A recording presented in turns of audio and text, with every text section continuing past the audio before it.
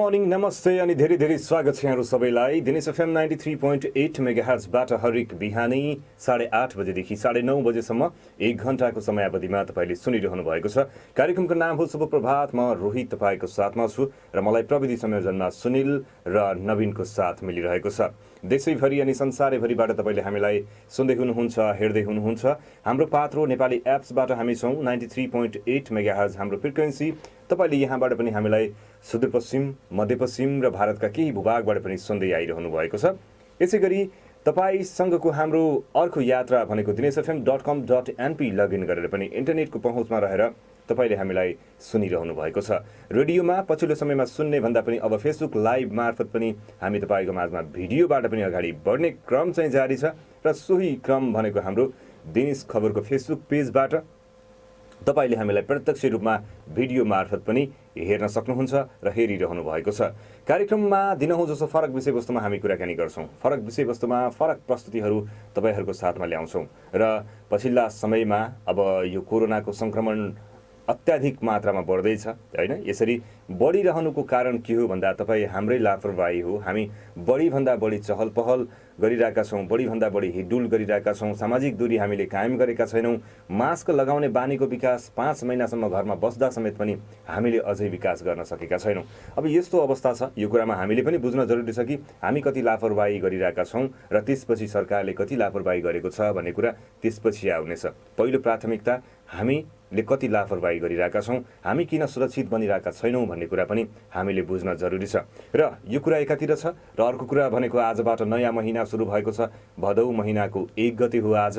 विशेष गरेर सुदूरपश्चिमवासीहरूले ओल्के पर्व धुमधामका साथमा मनाउँदै हुनुहुन्छ। तर धुमधामको अर्थ यो हो कि आज सबैले आफ्नो घर घरमा मनाउँदै हुनुहुन्छ अनि आफूले विशेष गरेर पहाडी भूभागमा पिङ खेल्ने चलन हुन्छ हैन। अब तराईमा पनि मिठो खानेकुरा, त्यसै गरी अब साउन महिनाभरि धेरैले शुद्ध खानेकुरा जसमा शुद्ध शाकाहारी खानेकुरालाई मात्रै बढी प्राथमिकता दिएको हुन्छ भने अब भदौबाट फेरि अब माछा मासु अन्डा सबै कुराहरू यहाँनिर खान मिल्ने समूहले चाहिँ खाइरहेको हुन्छ। त्यो कारणले गर्दाखेरि पनि आज बिहानैदेखि माछा मासुदेखि लगायत सबै चिजहरूमा अब हुन्छ नि, घरमा सबैले चाहिँ यो काम गरिरहनु भएको छ। सबैको घरमा मिठो खानेकुरा पाक्दैछ, सबैको घरमा मिठो बासना आइरहेको छ होला। र यो पाटो एकातिर छ, तर अर्को पाटो भनेको आजको दिनमा पनि हामी कुराकानी गर्दैछौँ। तर कोसँग कुराकानी गर्दैछौँ भन्ने सन्दर्भमा महावीर भोजनालय जुन धनगढीको मेन रोडमा छ, बस पार्क नजिकै महावीर भोजनालयले विगत 20 वर्षदेखि धनगढीमा रहेर सेवा दिइरहेको छ र पछिल्लो समय महावीर भोजनालयका स्टाफलाई कोरोना देखियो भनेर निकै भ्रामक हल्ला मचाइएको छ भनेर त्यहाँका सञ्चालक देवकी नन्दन शर्माले हामीलाई जानकारी दिनुभएको छ।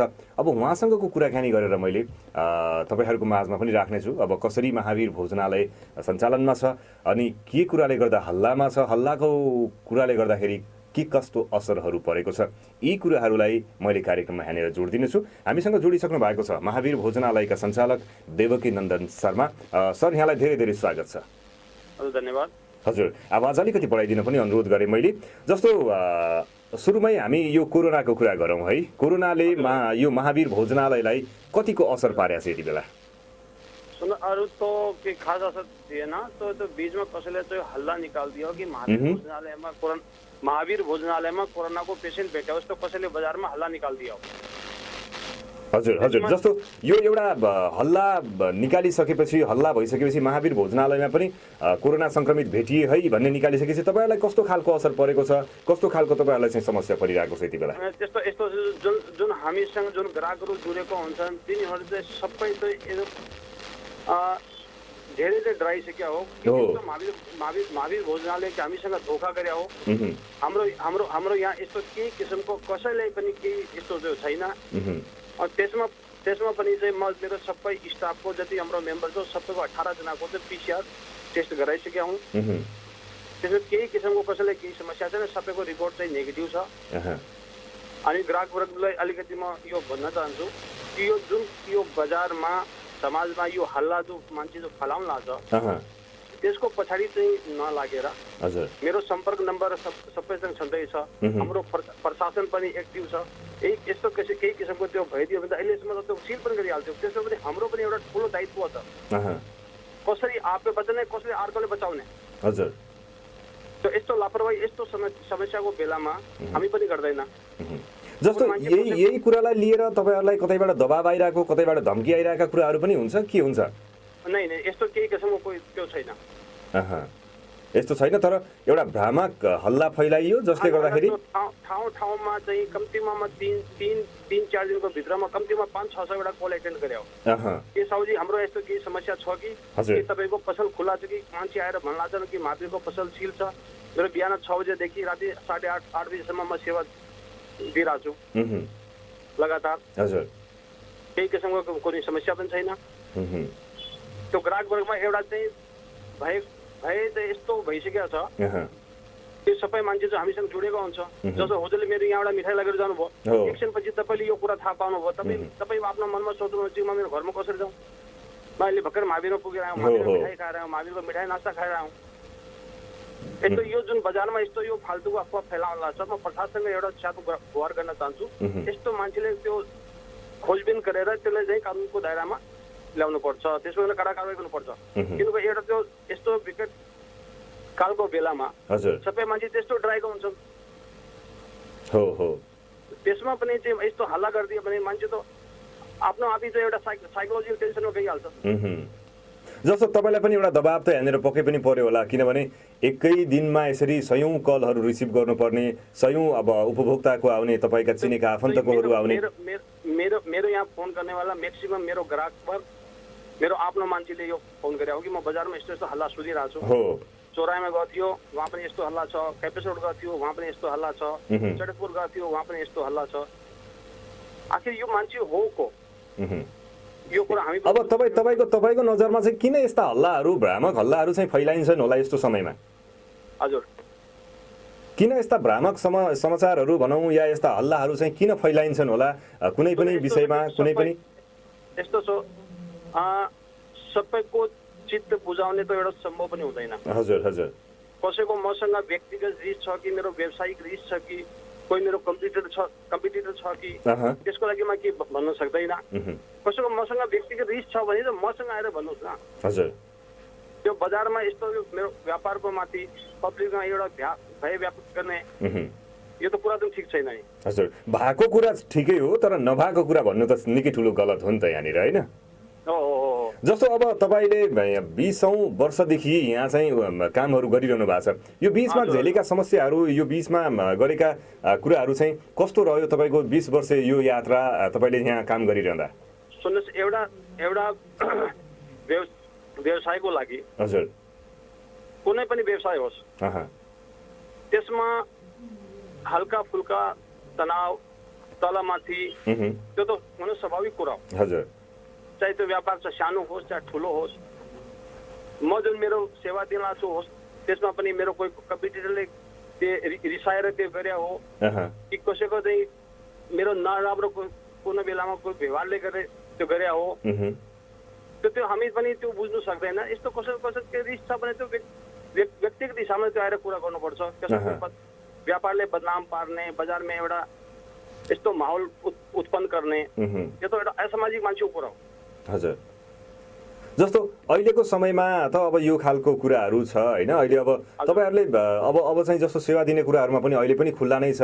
अब हल्ला फैलाए पनि तपाईँले सबैजनाको PCR चेक गरिसक्नु भएको छ, होइन? तपाईँले अस्ति भर्खरै मात्र पनि देखाइरहनु भएको थियो र सबैको नेगेटिभ रिजल्ट छ। जस्तो यो बिचमा पनि आफ्नो जति पनि कालीगढहरू हुनुहुन्छ, उहाँहरूलाई आफ्नो जति पनि स्टाफहरू हुनुहुन्छ, कसरी काममा लगाइरहनु भएको छ? कसरी काम गर्दै हुनुहुन्छ? उनीहरूको जति चाहिँ बस्ने खाने सबै मेरो यहीँ व्यवस्थापन गरेको छु म। कसैले बाहिर पनि जान दिन्न, बाहिर कसैको त्यो पनि बाहिरको मान्छेले पनि भित्र छिर्न दिन्न। खालि प्याकिङ सिस्टम मेरो चाहिँ चलिरहेछ, भित्र चाहिँ बसेर खाना सिस्टम चाहिँ म बन्द गरेको छु। तर किनकि यस्तो गाह्रो समयमा को मान्छे आउँछ कस्तो आउँछ त सबैको त त्यो लेखेको हुँदैन। हजुर। त त्यसमा चाहिँ अलिकति हामी यो सतर्कता अपनाउन लाग्छौँ। हामी ग्राहकले पनि म भन्छु सेनिटाइज गरेर मास्क लगाएर चाहिँ कुरा गर्नुहोस्, सामान लिनुहोस्। अहिले प्याकिङको मात्रै तपाईँहरूले काम चाहिँ अगाडि बढाइरहनु भएको छ। हजुर हजुर हजुर खाली प्याकिङको मात्रै। जस्तो अब महावीर भोजनालय एउटा यस्तो भोजनालय हो जहाँ सयौं संख्यामा हरेक दिन या एकचोटि पनि खाली नहुने भोजनालय हो। यो कोरोनाले गर्दाखेरि महावीर भोजनालयलाई परेको कस्तो असर परिरहेछ यति बेला? अच्छा, तो अहिले तो हमरे था स्टाफ पालना तिनीहरूको खाना खाजा चलाउने पनि गाह्रो भइरहेछ। यस्तो समस्याको बेलामा खालि एउटा सेवा मात्रै हो। हाम्रो स्टाफहरूको पनि बालबच्चा छन् हो, उनीहरूको पेट पाल्ने हाम्रो दायित्व हो। तो मै पसल बन्द गरिहाल्छु उनीहरूको पनि कहाँ चल्ने हो? तो यो खालि एउटा तो सेवाले गर्दा मात्र यो चलिरहेछ।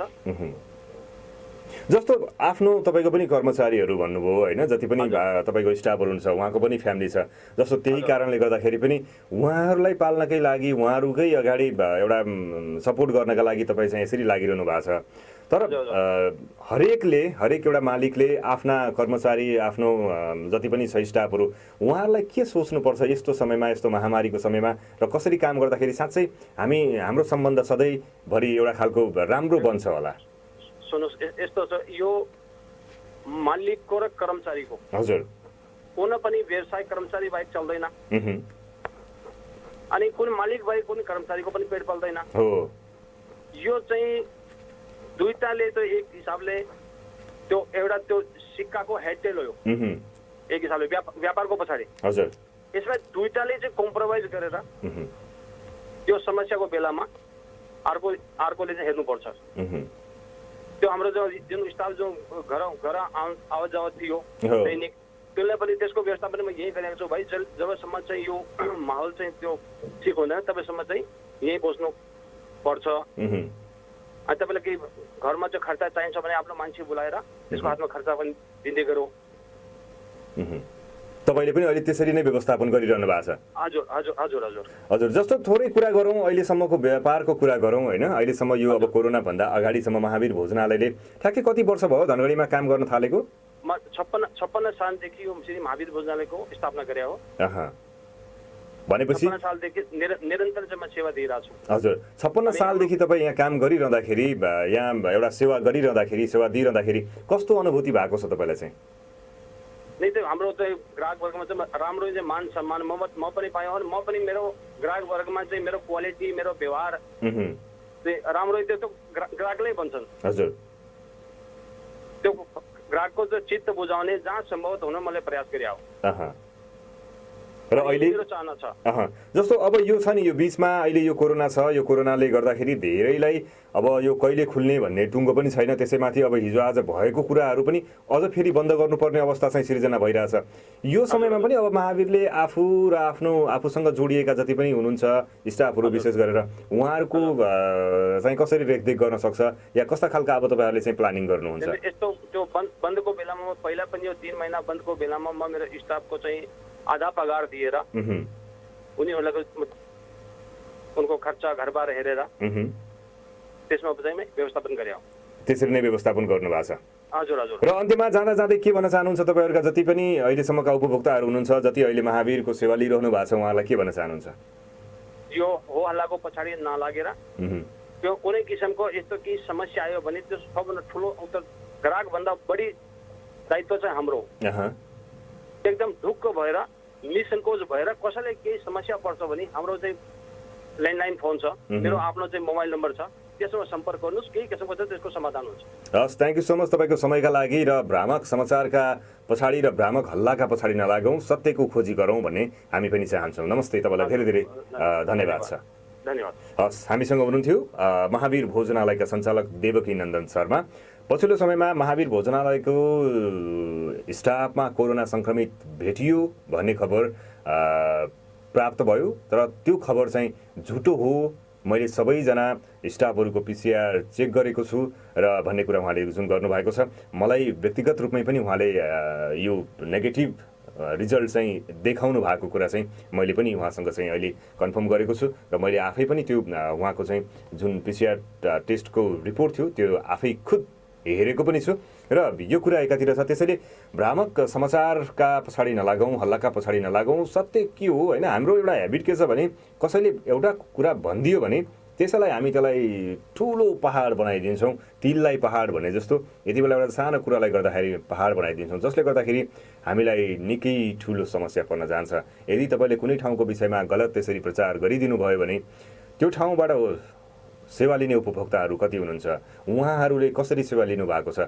अनि त्यसपछि उहाँहरूले थाहा पाउँदाखेरि उहाँहरूमा पर्न जाने असर के, भोलि त्यसको जवाबदेही को हुने भन्ने कुरा पनि हामीले ख्याल गर्न जरुरी छ। त्यसैले कुनै पनि समाचारहरू, कुनै पनि हाम्रा न्युजहरू हुन्छन्, ती न्युजहरू पनि तपाईँले सेयर गर्दाखेरि मजाले पढ्नुहोस् र पढिसकेपछि मात्रै के साँचो हो के गलत हो तपाईँले ठम्म्याउन सक्नुहुनेछ, अनि मात्रै सेयर गर्नुहोस् या कमेन्ट गर्नुहोस् या त्यसको कुनै पनि रेस्पोन्स दिनुहोस्। तर टाइटलकै भरमा, हेडलाइनकै भरमा जुन हिसाबले भनेको छ नि, ल हेर्नुहोस् यस्तो भयो, यहाँ यो कारणले गर्दा यस्तो भएको रहेछ, यस्ता खालका समाचारहरूको पछाडि चाहिँ नलाग्न पनि म अनुरोध गर्दछु। र कार्यक्रममा यति बेला म एउटा राम्रो सङ सुनाउने हो या सुनिल एउटा सङ नै सुनाउँछौँ र यसपछिको बाँकी समयमा फेरि आउनेछौँ कार्यक्रम सुन्दै र हेर्दै साथ दिनुहोला।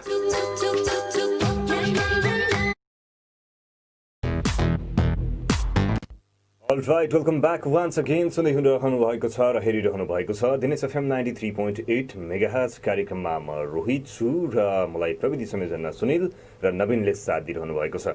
केही छिन अगाडि मैले महावीर भोजनालयका सञ्चालक देवेकानन्द शर्मासँग कुराकानी गरेको थिएँ र अब केही जानकारी दिनतर्फ म तपाईँहरूलाई दिन चाहन्छु र विशेष गरेर आज हामी सुदूरपश्चिम र सुदूरपश्चिमेलीहरूको महान पर्व अन्तर्गत नै पर्छ ओल्के पर्व। विशेष गरेर पहाडी भूभागमा अझै पनि यसलाई चाहिँ धुमधामका साथमा मनाइने गरिन्छ र आज भदौ 1 गते ओल्के पर्व मनाइँदैछ। पिडालुको हरियो पात अर्थात् जसलाई गाभा भनिन्छ र आजको दिन विशेष महत्त्वका साथ घर घरमा भित्राएर त्यसको परिकार बनाई खाने प्रचलन रहिआएको छ।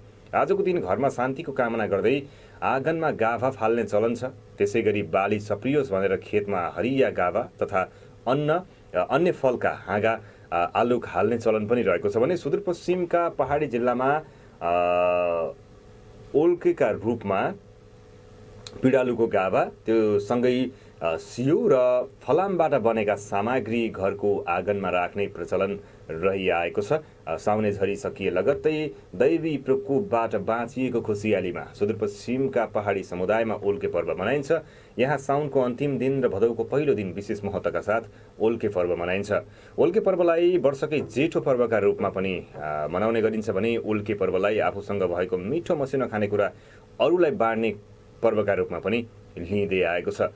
ओल्केमा आफ्ना इष्टमित्र, आफन्त, मानेजन र छरछिमेकीलाई सगुनका रूपमा दुध, दही, मही, पिडालुको गाभा दिएर सम्मान गर्ने पुरानो मौलिकता रहेको कुरा पनि यहाँनिर चाहिँ छ भने गाउँ घरतिर जसका घरमा भैँसीको दुध, दही, मही हुँदैन त्यही घरमा दुध, दही, मही लगायत बाँड्ने चलन पनि रहेको छ र न्यून आय भएका परिवारलाई हुनेले मिठो मसिनो खानेकुरा बाँड्ने परम्परा पनि रहेको छ र विशेष गरेर यो सुदूरपश्चिमेली संस्कृति तथा खानपान झल्किने यस पर्वको छुट्टै विशेषता र महत्त्वका बारेमा हिजो आज बुढेउली र पाकको उमेरका मानिस जानकार रहे पनि नयाँ पुस्ता भने यसको महत्त्व र विशेषताबारे त्यति खासै जानकारी नभएको भनेर धेरैले आरोप लगाउँदै आएका छन् र हाम्रा हरेक जस्तो पर्वहरू, हरेक जस्ता हाम्रा जति पनि छन् हामीले मनाउँदै आएका पर्वहरू, ती पर्वकोहरू बारेमा, सबै पर्वको बारेमा हामी नयाँ पुस्ताले त्यति धेरै चासो दिएको भेटिँदैन भनेर पुराना पुस्ताहरूले चाहिँ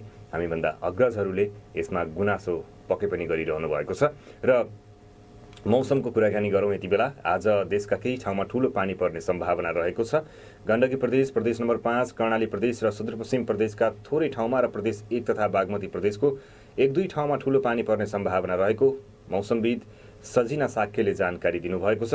अरू ठाउँमा भने सामान्यतया बदलिरही केही ठाउँहरूमा मेघगर्जन सहित हल्कादेखि मध्यम खालको पानी पर्ने सम्भावना रहेको छ र मनसुनी न्यूनचापी रेखा दक्षिणतर्फ भए पनि बङ्गालको खाडीमा बनेको न्यूनचापी रेखाको प्रभावका कारण जल बाष्पयुक्त हावा देशभर फैलिएका कारण पानी पर्ने सम्भावना भएको उहाँले बताउनु भएको छ। ठुलो पानी पर्न सक्ने सम्भावना देखिएको ठाउँमा नदीमा पानीको बहाव बढ्ने, पहाडी क्षेत्रमा भुसै हुने, पहिरो जाने र पानीको निकास नभएका ठाउँमा डुबान समेत हुन सक्ने भएकाले सतर्कता अपनाउन पनि मौसमविदले आग्रह गरेका छन्।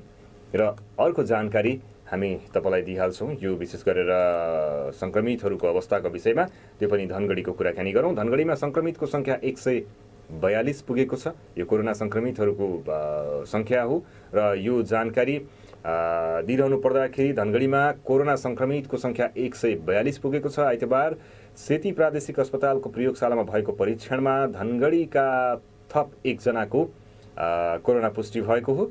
उपमहानगरपालिकाको स्वास्थ्य शाखाका जनस्वास्थ्य निरीक्षक लक्ष्मीराज उपाध्यायले वडा नम्बर 3 की 61 वर्षीय महिलामा कोरोना पुष्टि भएको बताउनु भएको छ भने उनी मुम्बईबाट भत्ता बुझ्न श्रीमानसँग धनगढी आएकी थिइन्, तर उनका श्रीमानको रिपोर्ट भने नेगेटिभ आएको छ। यसअघि सेती प्रादेशिक अस्पतालले आइतबार धनगढीका 3 जनामा कोरोना पुष्टि भएको जनाएको थियो, तर उपमहानगरपालिकाले भने 2 जना 19 र 38 वर्षीय पुरुषको पुनः परीक्षण गर्दा रिपोर्ट पोजिटिभ आएको जनाएको छ। पुनः परीक्षण भएकाले कुल सङ्क्रमितको सङ्ख्यामा त्यो जोडिँदैन। उनीहरू दुवैजना कनरीमा स्थापना गरिएको आइसोलेसनमा बसेका छन् भन्ने जानकारी दिनेश खबरले चाहिँ दिएको छ। हामीले तपाईँको माझमा राखिसकेका छौँ। पेट्रोलियम पदार्थको भाउ फेरि बढेको छ हिजो राति 12 बजेदेखि र नेपाल आयल निगमले पेट्रोलियम पदार्थको मूल्य बढाएको छ। आइतबार राति 12 बजेबाट लागू हुने गरी डिजेल, पेट्रोल र मट्टीतेलमा प्रति लिटर 1 रुपैयाँ मूल्य वृद्धि गर्दै निगमले यो जानकारी गराएको छ भने अगस्त 16 मा भारतीय आयल कर्पोरेसनबाट प्राप्त नयाँ मूल्य सूचीमा भाउ बढेर मूल्य प्राप्त भएपछि इन्धनको मूल्य बढाउन निगम बाध्य भएको प्रवक्ता उपाध्यायले बताउनु भएको छ भनेर यहाँनिर यो सब समाचार छापिएको छ भने नयाँ मूल्य समायोजनपछि डिजेल र मट्टीतेल प्रति लिटर मूल्य 91 र पेट्रोलको 105 रुपैयाँ पुगेको छ। हवाई इन्धन र खाना पकाउने ग्यासको मूल्य भने यथावत नै रहेको प्रवक्ता उपाध्यायले बताउनुभयो। मूल्य वृद्धि स्वचालित मूल्य समायोजन कार्यविधि अनुसार नै भएको उहाँले दाबी गर्नुभयो भनेर यो खबर चाहिँ रहेको छ। र अर्को खबर दिनतर्फ म लागिहाल्छु। उत्तर प्रदेशका मन्त्री चेतन चौहानको कोरोना सङ्क्रमणबाट मृत्यु भएको छ। कोरोनाबाट सङ्क्रमित भारतको उत्तर प्रदेशका मन्त्री चेतन चौहानको निधन भएको छ। पूर्व भारतीय क्रिकेटर समेत रहेका चौहान सैनिक कल्याण, होमगार्ड र नागरिक सुरक्षा मन्त्री थिए भने 72 वर्षीय चौहानको मृत्यु भएको उनका भाइ पुष्पेन्द्रले पुष्टि गरेका छन् भनेर यो जानकारी हामीले अनलाइन खबरबाट साभार गरेका छौँ। यति बेला एउटा अर्को मिठो गीत हामी सुनाउनतर्फ लाग्छौँ र यसपछिको बाँकी समयमा फेरि आउनेछौँ। कार्यक्रमलाई सुन्दै र हेर्दै साथ दिनुहोला। र अब हामी केही जानकारीहरू दिनतर्फ लाग्नेछौँ। त्यो जानकारी भनेको विशेष गरेर तरकारी फलफुलहरू हामीले किन्ने गर्छौँ हरेक ठाउँबाट, र त्यो किन्दाखेरि र बेच्दाखेरि किन्नेले र बेच्नेले के कुरामा ध्यान दिने भन्ने सन्दर्भमा रहेर केही बुदागत जानकारीहरू पनि हामी दिनेछौँ। कार्यक्रमलाई सुन्दै साथ दिनुहोस्।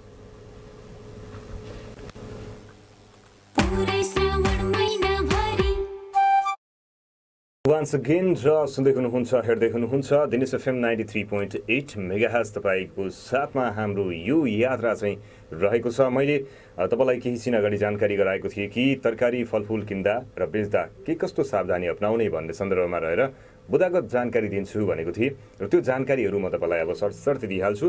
लकडाउन खुकुलो भएपछि कोरोना भाइरस सङ्क्रमणको जोखिम झन् बढ्दै पनि गएको छ र अबका दिन हरेक मानिसले जुनसुकै क्षेत्रमा पनि सावधानी र सजगता अपनाउनु पर्ने देखिन्छ। बिना घरबाट बाहिर निस्किनु हुँदैन। जीविकोपार्जनका लागि व्यापार व्यवसाय गर्न घरबाट बाहिर निस्किँदा पनि होसियारीपूर्वक चाहिँ निस्किनु पर्ने हुन्छ। पछिल्लो विभिन्न क्षेत्रमा कोरोना भाइरसको जोखिम बढ्दै गएको छ भने यसले तरकारी तथा फलफुल बजारलाई पनि छोड्न सकेको छैन। तरकारी र फलफुल बजारमा पनि कोरोना सङ्क्रमित भेटिन थालेका छन्। त्यसैले तरकारी र फलफुल किन्ने र बेच्ने दुवै पक्षलाई सावधानी अपनाउन शुक्रराज ट्रपिकल तथा सरुवा रोग अस्पतालका निर्देशक डाक्टर सागर राज भण्डारीले थुप्रै सुझावहरू दिनुभएको छ। ती सुझावहरूलाई मैले यहाँनिर सरसर्ती तपाईँहरूलाई सुनाउँदैछु। पहिलो सुझाव भनेको सामाजिक दूरी कायम गर्ने। तरकारी तथा फलफुल किन्न जाँदा आउँदा जुनसुकै बेला सामाजिक दूरी कायम गर्नुपर्ने उहाँ बताउनुहुन्छ। किन्ने ठाउँमा पनि भिडभाड गर्नु हुँदैन भने तरकारी तथा फलफुल व्यापारीले दूरी टाँगेर वा घेरा लगाएर पनि दूरी कायम गर्नका लागि सहयोग गर्न सक्नुहुन्छ। नम्बर 2, किन्ने र बेच्ने दुवैले मास्क तथा पन्जाको प्रयोग गर्ने। यो अनिवार्य रूपमा तपाईँले गर्न जरुरी छ, किन्दै पनि हुनुहुन्छ र बेच्दै पनि हुनुहुन्छ भने। नम्बर 3 भनेको परिवारका 1 जना मात्र किन्न जाने। मुटुका रोगी, दम, श्वास प्रश्वास, मधुमेह, दीर्घरोगी र वृद्धलाई सामान किन्न वा बेच्न नपठाउने। किन्न गएको ठाउँमा पनि कसैलाई यस्तो समस्या देखेमा नजिक नजाने। 4 नम्बरमा भनिएको छ मानिसको भिड कम भएको ठाउँमा जाने या कम भएको अवस्थामा चाहिँ तपाईले जान सक्नुहुन्छ साग तरकारी किन्दा बेलाको समयमा या कुनै पनि समयमा। यसैगरी पैसा लिँदा वा दिँदा विचार पुर्याउने, पैसा लिएपछि र दिएपछि हातमा सेनिटाइजर अनिवार्य रूपमा तपाईले प्रयोग गर्नुहोस्। अनुहार, आँखा र नाकमा जथाभावी हात हाल्ने काम चाहिँ नगरौँ र हातले टची गरिरहने हैन, हातले चलाइरहने बानी हुन्छ धेरैको, त्यो बानी नगरौँ। र सँगसँगै राम्रोसँग प्याकेजिङ गर्ने कुरामा चाहिँ ख्याल गरौँ, किनभने प्याकेजिङ पछिल्लो समयमा फस्टाउँदै गएको छ। प्याकेजिङ बस्न मिल्दैन, खान मिल्दैन र प्याक गर्ने कुराहरू छ र प्याकेजिङ गर्ने कुरामा पनि एकदमै बढी सावधानी चाहिँ अपनाउन जरुरी छ। खोक्दा, हातछुँ गर्दा रुमाल तथा टिस्यु पेपरले मुख छोप्ने, नभए कुइनोले पनि तपाईँले छोप्नुपर्ने हुन्छ। खुला रूपमा हात छुन गर्नुहोस्, खुला रूपमा खोक्ने काम चाहिँ नगर्नुहोस्। र अर्को भनेको जुनसुकै तरकारी तथा फलफुल किनेर लगिसकेपछि राम्रोसँग पखालेर खान डाक्टर भण्डारीले चाहिँ सुझाव दिनुभएको छ भनेर यो जानकारी हामीले प्राप्त गरेका छौँ। मैले उज्यालो अनलाइनबाट चाहिँ साभार गरेको छु। र अब एउटा अलिकति रोचक प्रसङ्ग पनि सुनाइहाल्छु म तपाईँलाई। यो ताइवानको कुरा हो, तर इन्स्टाग्राममा चाहिँ बढी जस्तो टिनेजरहरू एकदमै बढी एक्टिभ भएको देखिन्छ भने पछिल्लो समयमा ताइवानमा इन्स्टाग्राम प्रयोगकर्ता माझ अचेल न युवा सेलिब्रिटी न त टिनेजरहरू बरु 80 वर्ष नागेको एक जोडी चर्चित बनेको खबर हो। 83 वर्षीय चाङवानजी र उनकी 84 वर्षीय पत्नी सु सो एन इन्स्टाग्रामका सेलिब्रिटी बनेका छन्, जसको इन्स्टाग्राम फलो गर्नेहरूको संख्या छोटो अवधिमै 6 लाख नागिसकेको छ। उनीहरूको नयाँ स्टाइलको फेसन इन्स्टाग्राममा भाइरल बनेपछि उनीहरू चर्चित बनेका हुन्। यससँगै उनीहरूबारे ताइवानी पत्रपत्रिकाले फिचर तयार पनि पारेका छन्।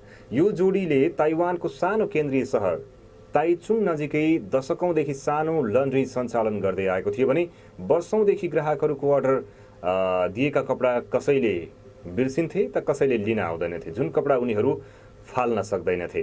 यस्तैमा चाङका 31 वर्षीय नाति रिफ चाङले ती थन्किरहेका कपडा वृद्ध जोडीलाई लगाइदिएर मोडलिङ गराइदिने आइडिया निकाले। मेरा हजुरबा र हजुरआमा व्यवसाय खस्किन थालेपछि बेकामी बनेर सडकमा भौतारिरहेका थिए, तर म उनीहरू रमाउने खालका केही नयाँ काम पत्ता लगाउन चाहन्थे, रिफले भने।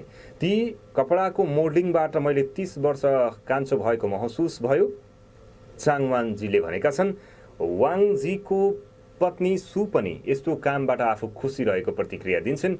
उनले मिडिया सामु भनेकी छिन्, धेरै मानिसले मलाई तिमी त चर्चित भयो र निकै कम उमेरको देखिन्छौ भन्छन्। उनी थप्छिन्, म उमेरमा बुढी भइसके तर मेरो मनलाई बुढेसकाल लागेको छैन। म सुन्दर कपडा लगाएर बाहिर रमाइलो गर्न जान मन लाग्छ भनेर यो तस्बिर तपाईले चाहिँ अन्नपूर्ण पोस्टमा पनि हेर्न सक्नुहुन्छ भने इन्स्टाग्राममा यति बेला एउटा जोडी चाहिँ निकै भाइरल बनेको छ।